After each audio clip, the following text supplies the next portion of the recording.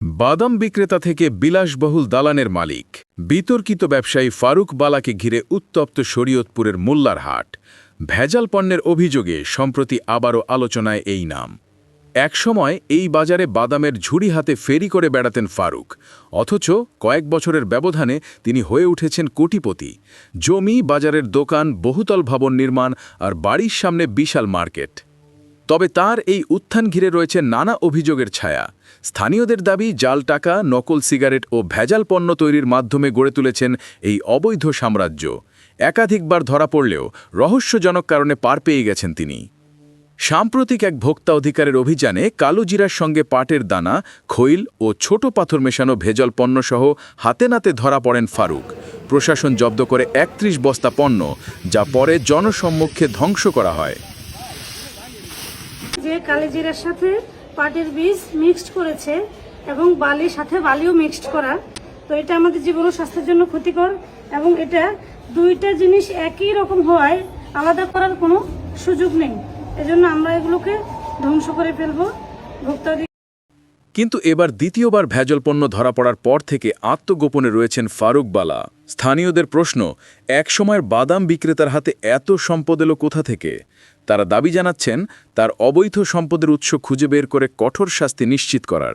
পাটের দানা এবং কি কেমিক্যাল মিক্সার হয়েছে, ওইগুলো মিক্সার করে ফারুক বালায় আর কি দিছে বাজারে, ওইগুলা ব্যবসার ভিতরে জড়িত করতেছে। কালিজিরার দাম আছে 400 টাকা কেজি, আর ওই পাটের দানা ওইটা 80 টাকা হবে। যখন এদেশে আসে তখন একটা ছোটোখাটো একজন ব্যবসায়ী ছিল, যেই ব্যবসায়ী করতে ছোটোখাটো ব্যবসায়ী ছিল। এরপরে সে মোটামুটি এখন একজন প্রতিষ্ঠিত ব্যবসায়ী। হ্যাঁ, বাদাম বিক্রি করছে, এটা ব্যবসা, এটা ছোটো বড় এটা ব্যবসা, তো সে ব্যবসা করছে। এরপর থেকে সে আসলে খুব দ্রুত তার ব্যবসাটা উন্নতি করে ফেলছে। এটা শুনছি আমরা, মানুষ সমালোচনা করে এগুলো নিয়ে, অনেকে সমালোচনা করে যে কিছু অবৈধ ব্যবসা সাথে সে জড়িত। বা বলছে যে এগুলা যে তেল, মানে ওই যে তেল, মানে 2 নম্বর তেল আইনে এটারে ইয়ে করে কীভাবে কী করে বোতলজাত করে বিক্রি করে। তারপরে ওই যে এই যে কালিজিরা তো শুনলেনই।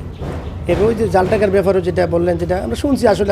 আমি ফোনের মাধ্যমে জানতে পাই যে ফারুক বলা আবার ওই দামুড্ডা 16 বস্তা মালের সাথে, ওই যে অবৈধ মালের সাথে যেটা ভেজাল, ওটার সাথে ধরা পড়ছে। তো চীনা বাদাম ব্যস্ত টলারে উঠা পূর্বে বাদাম বেচা থেকে আস্তে আস্তে টুকটাক বাজারে আসছে, কিছু কানিউরামি করছে টুকটাক। এই কালিজিরা নিয়ে বেচছে ঢাকা, সোয়ারিঘাট, বিভিন্ন বাজার করতো আটটা আর কি। সে থেকে শুরু হয়েছে এখন সে যে এই ব্যবসার পিছনে যে ভেজাল ব্যবসা করে, এইটা আমরা জানতাম না। সে আমাদের এই একটা ঐতিহ্যবাহী বাজার মোল্লার হাট, সেইখানে যে রাতের অন্ধকারে শাটার লাগায়া কালিজিরার ভিতরে পাটের দানা, তারপরে ব্যাটারির ছালি, এরপরে খুদ, বিভিন্ন মাটি রং করিয়া ওই যে এইভাবে কেমিস্ট করে বিক্রি করে মোকামে, এইটা আমরা জানতাম না। আস্তে আস্তে করতে করতে করতে এই 2025 সালে আসে ধরা খাইছে যে পাটের দানা মিক্স করিয়া বিক্রি করতে আছে। নগর 5 টাকা করে সিগারেট কিনে আইনা ব্যঞ্জন সিগারেট বানায় বেচে, ওই লোকা 20 টাকা করে 19 টাকা করে বেচে। তারপরে লোকা সোয়াবিন তেল, লুজ পাম অয়েল তেল আইনা খালি বোতল কিনে আইনা হিল বা লাগায় এরপরে বিক্রি করছে ফেরেসের একটা ডিলার নিয়ে।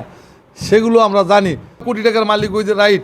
তো এইভাবে 2 নম্বর ব্যবসা করে কয়েক কোটি টাকার মালিক হয়েছে, বনে গেছে, সেটা তার 2 নম্বরই ব্যবসা করে, ওইটা আমরা দেখতে পারতে আছি। কিন্তু টাকা পয়সা অন্ত আমাদের সদ্ভাবে ব্যবসা করে করতে এখন তো 2 নম্বরে ধরা গেছে, 2 নম্বরই করে হয়েছে। এটি বুঝতে হইব আমাদের।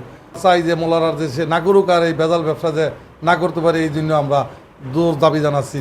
নিষেধ করার পরও, সতর্ক করার পরও যে অন্যায় কাজগুলো করতে আছে, এই জন্য ওর আইনের আওতায় ওরে নেওয়া উচিত এবং ওর সাজাও হওয়া উচিত। এই বিষয়ে ফারুক বালার বাড়িতে গেলে তাকে পাওয়া যায়নি।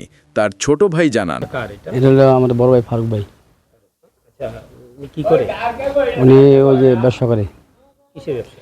সরিষা, কালিজিরা, দৈন্যার, মরিচের গোডাউন বানাইছে, দোকানপাট দিব।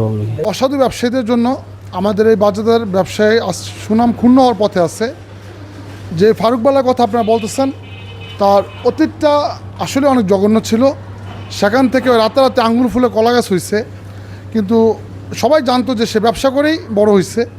কিন্তু আসলে তার এই সবার জানার মাঝেও কিছুদিন আগে ধরা পড়লো যে কালো জিরার মধ্যে পাটের বীজ মিশিয়ে সে বাজারজাত করার উদ্দেশ্যে এখানে বস্তা রাখছিল, ব্যবসায়ীরা ওইটাকে ধরছে। তো সেটা ভ্রাম্যমাণ আদালতের মাধ্যমে তার জরিমানা করা হয়েছে এবং সে মালগুলো এখানে নদীতে ফেলে ডেস্ট্রয় করা হয়েছে। তার রেশ কাটতে না কাটতেই গত কয়েকদিন আগে আবারও তার সেই 15-20 বস্তার মতো কালোজিরা, আবার সে ভেজাল কালোজিরা নিয়েই মানে তার বিরুদ্ধে কথা উঠতেছে। তার গোডাউনে প্রায় নাকি এখনও 25-30 বস্তা কালোজিরা আছে। আমরা চাই এই অসাধু ব্যবসায়ী যারা আছে তাদের কঠিন দৃষ্টান্তমূলক শাস্তি দাবি করতেছি এবং আমাদের এই বাজারে ব্যবসার যে সুনাম আছে সেটা ধরে রাখার জন্য সর্বোচ্চ অঙ্গীকারবদ্ধ আমরা এবং সর্বোচ্চ সহায়তা করতে প্রস্তুত আছি। তবে আশঙ্কা রয়ে গেছে আগের মতোই, হয়তো প্রভাব খাটিয়ে আবারও পার পেয়ে যাবেন ফারুক। তদন্তে আদৌ বের হবে কি সত্য, নাকি সব প্রশ্ন থেকেই যাবে অজানা। গত মাসের 6 তারিখে সখীপুর থানায় অফিস ইনচার্জ হিসেবে যোগদান করেছি। তো ফারুক মোল্লা সম্পর্কে আমি কোনো লিখিত অভিযোগ অদ্যাবধি পাইনি। অভিযোগ পেলে যাচাই সাপেক্ষে আইনগত ব্যবস্থা গ্রহণ করা হবে।